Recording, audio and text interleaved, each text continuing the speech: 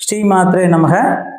ராகு கேது பெயர்ச்சி எப்போ வருது அப்படிங்கிறதான் நிறைய பேர் கேட்டே இருந்த ஒரு விஷயம். ராகு கேது பெயர்ச்சி எப்போ வருது அப்படின்னா 26/4/2025 சித்திரை மாதம் 13ஆம் தேதி சனிக்கிழமை மாலை சுமார் 4:20 ராகு பகவான் மீன ராசியிலிருந்து கும்பராசிக்கும், கேது பகவான் கன்னி ராசியிலிருந்து சிம்ம ராசிக்கும் பயிற்சி ஆகக்கூடிய நிகழ்வு தான் இந்த ராகு கேது பயிற்சி.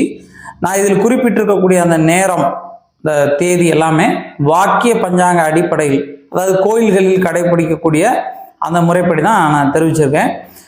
இந்த ராகு கேது பயிற்சி பற்றி ஒவ்வொரு ராசிக்கும், மேச ராசியிலிருந்து மீன ராசி வரைக்கும் நம்ம பயிற்சி பலன்கள் வெளியிட்டிருக்கோம். அது நீங்கள் ஒருவேளை பார்க்கல அப்படின்னா கீழே டிஸ்கிரிப்ஷனில் பாருங்கள். நம்ம சேனலில் மறக்காமல் சப்ஸ்கிரைப் பண்ணுங்கள். ஏன்னா நம்ம சேனல் நீங்கள் சப்ஸ்கிரைப் பண்ணிங்கன்னா தான் அடுத்தடுத்த எங்களோட பதிவுகளை தொடர்ந்து பார்க்க முடியும். மிதுன ராசிக்கு ராகு கேது பயிற்சி எப்படி இருக்குன்னு பார்த்தோன்னா, ராகு பகவான் 10ஆம் இடம் சொல்கிற ஜீவனத்திலிருந்து 9ஆம் இடத்திற்கும், கேது பகவான் 4ஆம் இடம் சொல்கிற சுகஸ்தானத்திலிருந்து 3ஆம் இடம் சொல்கிற வலிமை ஸ்தானத்திலும் அமருகிறார்கள்.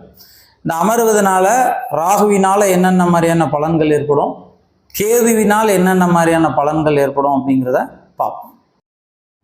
மிதுன ராசிக்கு ராகுவினால என்னென்ன மாதிரியான பலன்கள் கிடைக்கும் அப்படின்னு பார்த்தோம்னா, 10ஆம் வீட்டிலிருந்து வந்த ராகு பகவான் அதிலிருந்து பெயர்ச்சியாகி 9ஆம் இடம் சொல்கிற பாக்கியஸ்தானத்தில் வந்து அமர்கிறார். அது தந்தைக்குடைய ஸ்தானம், தந்தை வழி ஸ்தானம், பாக்கியஸ்தானம் சொல்லுவாங்க. பாக்கியம் அப்படின்னா உத்தியோக பாக்கியம், திருமண பாக்கியம், குழந்தை பாக்கியம், வீடு கட்டுற பாக்கியம், இடம் வாங்குற பாக்கியம், இப்படி பாக்கியங்கள் சொல்லிட்டே போகலாம். இந்த மாதிரி பாக்கியஸ்தானத்தில் ராகு அமர்வதால் நம்ம நினைத்த விஷயங்களில், நினைத்த காரியங்களில் நமக்கு வெற்றிகளை தரக்கூடிய வகையில் எதிர்பாராத நன்மைகள் கிடைக்கும் அப்படின்னு சொல்லலாம். அதே போல் ஒரு சில விஷயங்களை அவசரப்படவும் செய்யும். அவசரப்படாமல் பொறுமையாக நிதானமாக நாம் செய்தால் அந்த காரியங்களில் வெற்றி பெறலாம். ஆனால் மிதுன ராசிக்காரங்களுக்கு வந்து எப்போதுமே சில நேரம் அவசரங்கள் இருக்கும். இப்படி நடந்துருமோ, அப்படி ஆயிருமோ, அதாயிருமோ, இதாயிருமோன்ற பயம் இருக்கும். பொறுமையாக அவசரப்படாமல் நிதானமாக ஒவ்வொரு காரியங்களும் செய்தால் வெற்றி கிடைக்கும்.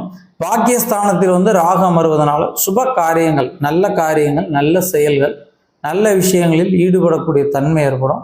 இவர்களுடைய திறமை மதிப்பு மேலோங்கும். நம்ம ஒருத்தட்ட எதிர்பார்த்துட்டு இருந்த பண வரவுகள் இல்லை ஏதாவது நமக்கு தடையாக இருந்த அந்த தடைகள் எல்லாம் நீங்கி வெற்றி மேல் வெற்றி பெறக்கூடிய நிகழ்வாக இருக்கும். 9ஆம் இடத்தில் ராகு இருந்தால் தந்தை வழியில் சிறு சிறு உபாதைகள், தந்தை வழியில் சில வம்பு வழக்குகள், பகை உணர்வுகள், சண்டை சச்சரவுகள் ஏற்படும். அதனால் பிரதோஷ வழிபாடு செய்து வந்தால் இந்த ராகுவினால் வரக்கூடிய கெடுபலன்கள்லேருந்து மிதுன ராசிக்காரங்க விடுபடுவாங்க. அதனால் மிதுன ராசியை சேர்ந்தவர்கள் பக்கத்தில் எங்கேயாவது சிவாலயம் இருந்தால் அந்த சிவாலயம் சென்று பிரதோஷம் என்று நந்தியை வணங்கி, நந்தீஸ்வரரை வணங்கி வந்தால் படிப்படியான முன்னேற்றங்கள், வளர்ச்சிகளை பெற முடியும். ராகுவினால் நன்மைகளை பெறக்கூடிய ராசிகள் தான் மிதுனம். இருந்தாலும் சில விஷயங்கள் நம்ம அவசரப்படாமல் நிதானமாக செய்தால் வெற்றி பெறலாம். மிதுன ராசிக்கு இந்த கேதுவோட பயிற்சி எப்படி அப்படின்னு பார்த்தோன்னா, 4ஆம் வீடுன்னு சொல்கிற சுகஸ்தானத்திலிருந்து 3ஆம் இடம் என்று சொல்கிற வலிமை ஸ்தானத்தில் வந்து அமர்கிறார் கேது பகவான். பொதுவாக வந்து 3ஆம் இடத்தில் கேது வந்து அமரும்போது வலிமையை குறைப்பார். நம்ம உடம்போட வலிமைகள் குறைக்கப்படும், எனர்ஜி லாஸ் ஏற்படும், உடம்போட சத்துக்கள் குறையும், இரத்த ஓட்டம் குறையும், இரத்த அணுக்கள் குறையும், உடலில் வெப்பத்தன்மைகள், தோலில் சிறு சிறு அலர்ஜிகள், புண்ணு வெடிப்புகள், சிறு சிறு காயங்கள் படுவதற்கும் வாய்ப்புகள் இருக்குது. அதனால் நம்ம போகக்கூடிய அந்த போக்குவரத்துகளிலோ இல்லை ஏதாவது ஒரு பொருட்களை கையாளும் போது அந்த பொருட்களை பாதுகாப்போடு முறையாக கையாள வேண்டும். அப்படி கையாண்டால் அந்த காரியங்களில் வெற்றி பெறலாம். அதே போல் கேது வந்து கெடுபலனை தந்தாலும் கூட அதை தடுக்கிறதுக்கான முயற்சிகளை நம்ம இறங்கணும். எப்பயுமே கேதுவை போல் கெடுப்பார் இல்லைன்னு சொல்லுவாங்க. அது கெடுக்கும் அப்படின்னு தெரிந்து கொண்டு அது நம்ம தயார் நிலையில் இருந்தாலே அந்த கேதுவினால் கெடுபலன்கள் வராது. கேதுக்குடைய காரக தெய்வம் விநாயகர். இந்த விநாயகரை வணங்கினாலே இந்த கேதுவினால் கெடுதல்கள் வராது. எப்பயுமே சொல்லுவாங்க, காரிய தடைகளை நீக்கிறவர் கணபதி. நம்ம எந்த காரியம் செஞ்சாலும் நாம் விநாயகரை வணங்கிட்டு, இந்த விநாயகரை நினச்சிட்டு பிரார்த்தனை பண்ணிட்டு, விநாயகருக்கு பூஜைகள் செய்துட்டு அந்த காரியம் செஞ்சோன்னா அந்த காரியம் வெற்றி அடையும். அந்த வகையில் கேதுவினால் வரக்கூடிய கெடுபலன்கள், பாதிப்புகள் நீங்குவதற்கு விநாயகர் வழிபாடு செய்யுங்க. விநாயகர் வழிபட்டாலே இந்த கேதுனால் வரக்கூடிய குழப்பங்கள், உடல் பலகீனங்கள்லேருந்து விடுபட முடியும். நன்றி. ஸ்ரீமாத்ரே நமக. தெய்வீக பொருட்கள், ஆன்மீகம் சார்ந்த பொருட்கள், பாசிட்டிவ் எனர்ஜி உள்ள பொருட்கள் நிறைய பேர் நம்ம கேட்டதுனால எல்லோரும் பலனடையணும் அப்படிங்கிற உயர்ந்த நோக்கத்தோட சில தெய்வீக பொருட்கள் நம்ம மக்களுக்கு கொடுக்கலாம் அப்படின்னு சொல்லி குறைந்த லாபத்தில் பயனடையணும் என்ற உயர்ந்த நோக்கத்தோட நம்ம பண்ணிக்கிட்டு இருக்கோம்.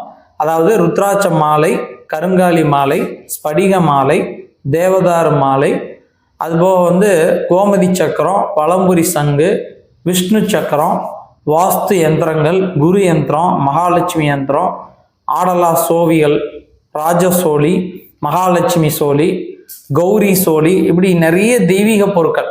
குன்றின் மணியில் சிவப்பு கருப்பு குன்றின் மணி, வெள்ளை குன்றிமணி, கருப்பு குன்றிமணி, இப்படி தெய்வீகமான பொருட்கள், ராசி கற்கள், இப்படி நிறைய விஷயங்கள் ஆன்மீகம் சார்ந்த தெய்வசக்தி உள்ள பொருட்கள் நம்ம மக்களுக்காக விற்பனை பண்ணிக்கிட்டு இருக்கோம். அதை குறைந்த லாபத்தில் பண்ணிக்கிட்டு இருக்கோம். அப்படி உங்களுக்கு ஒரிஜினல் வேணும் அப்படின்னு நினச்சிங்கன்னா கீழே இருக்கக்கூடிய அந்த லிங்க்ல, டிஸ்கிரிப்ஷனில் அந்த லிங்க் கிளிக் பண்ணி நீங்கள் தெய்வீக பொருட்கள் வேணும் அப்படின்னு சொன்னீங்கன்னா உங்களுக்கு எங்களோட விலைப்பட்டியல் வரும். அந்த விலைப்பட்டியலை நீங்கள் பார்த்துட்டு எங்கிட்ட உள்ள பொருட்களை நீங்கள் வாங்கிக்கலாம். எல்லா பொருட்களுமே நாங்கள் சாப நிவர்த்திகள் செய்து, பூஜைகள் செய்து, சுத்திகள் செய்து, பூஜை செஞ்சு அதுக்கு உரி ஏற்றி தான் உங்களுக்கு அனுப்புவோம். அப்படி உங்களுக்கு ஏதாவது பொருட்கள் தேவைப்படுதுன்னா டிஸ்கிரிப்ஷனில் கீழே லிங்க் கொடுத்துருக்கேன், அதில் போய் கிளிக் பண்ணி பாருங்கள். அல்லது கீழே இருக்கக்கூடிய இந்த நம்பரை தொடர்பு கொள்ளுங்கள். நன்றி.